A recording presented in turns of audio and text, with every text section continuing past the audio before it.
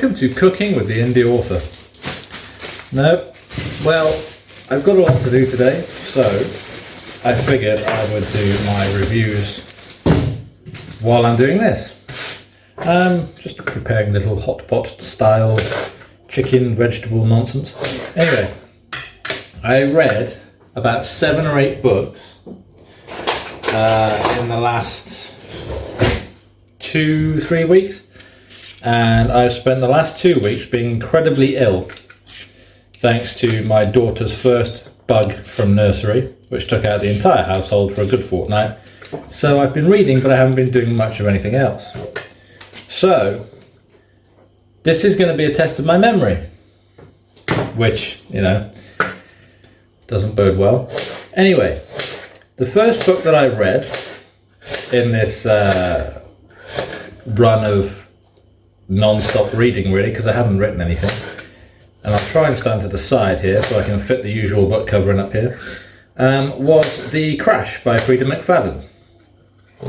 Now, I went nuts to get this from the works when it came out last year because it was a sprayed edge edition, and I bought it, and it was a very good sprayed edge edition, and then I didn't read it, primarily because I had a KU subscription at the time, and I just couldn't be bothered with holding a book. That sounds really shitty and pathetic, but whoops. But yeah, I couldn't be bothered with holding a book, so I didn't read it on KU either.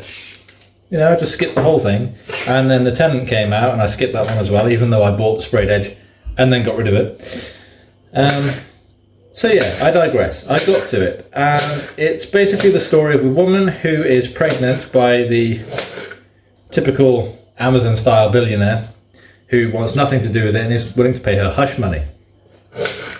And she decides, well, actually, something happens. She remembers something, and it sets her to reject the offer of the money and go to see her brother, who lives at a ski resort that he runs. And on the way, she crashes her car, hence the title. Now, she's found by a big burly man with a big beard and, you know, an intimidating sort of chap. And the story progresses from there when he takes her to his house to recover, because there's a snowstorm, there's no plows, there's no power, there's no nothing, so there's not really much she can do. And they've got this hospital bed in the bottom of their house that they converted for their sick mother, who passed away recently, so it's all there ready. Gets a lot creepier than that, but my view on this is not particularly favourable. I liked the idea, but the execution is a bit wanting, because the problem is this is a near 400-page book, right? And the story really could have been over at the 300-page mark. I think it's about 100 pages too much for this particular story. One sec, I need potatoes. But yeah, essentially, it drags on a little bit. The whole... it's difficult what I can and can't say because of the nature of the story. I can't really tell you too much without ruining it.